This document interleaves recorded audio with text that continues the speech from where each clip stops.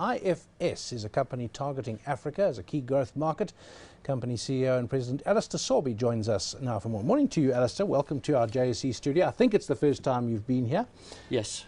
And tell us first of all what the company does, just to give us the landscape, and then we can talk about some of the interesting themes in this world and in Africa in particular. Right, yes. First of all, we are a Swedish business applications company.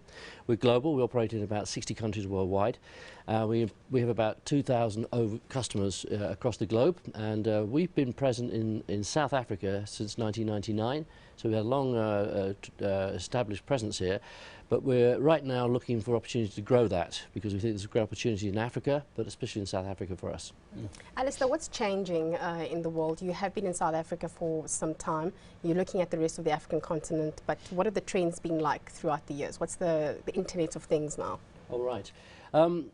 The Internet of Things, basically, it's, I mean, people have been talking to people on the Internet for many years, but now devices are talking to devices. People are talking about the cars, talking to other cars and things like that. You see it all around the place right now, and we sell solutions into the engineering space to maintain assets, to service them, and therefore if you've got a clever device resident in a piece of equipment that can track its health and how it's getting on, it can then advise our software how to repair it or to service it. So there's a lot of relevance to the Internet of Things in our business specifically, and it's taking off quite dramatically. Let's look at your business. If you could draw the analogy of a car. Are you designing the car? Are you building the car? Are you repairing the car at the garage when it breaks down, or are you doing all three? If a business was a car, our software would actually be the software you put into the car to run it, basically.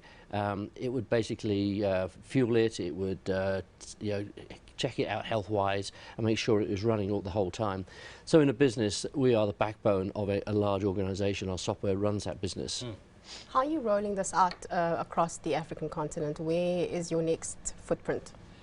We only have a direct presence here in South Africa, but we have implemented systems all over Africa, Uganda, Nigeria, Namibia, and all around the Bight as well, around that part of Africa. So we've been active, particularly with companies like MTN, putting systems in globally.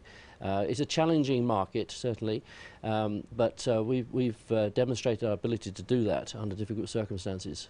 The point's been made that there isn't such a thing as an African market. There are lots of countries in Africa, each of which surprises some people, have their own characteristics. What have you learned in your exploration of the continent? I think all national countries are different, it has to be said, and Africa is no exception to that either, whether you're dealing with the French-speaking parts of Africa or the sub-Saharan, whatever else. Obviously the three big areas we're interested in obviously is South Africa, Nigeria and probably Kenya, but we have been active in the other countries as well.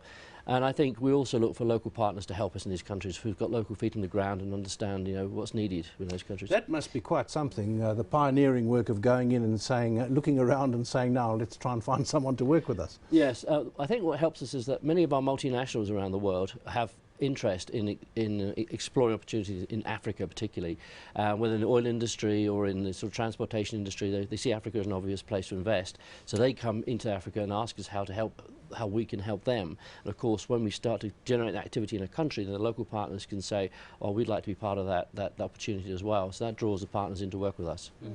Alastair, you said this is a very it's been difficult, breaking into these different regions, but also it's quite competitive. So how do you get companies to look at you over a local company or the rivals? What makes you different? Right.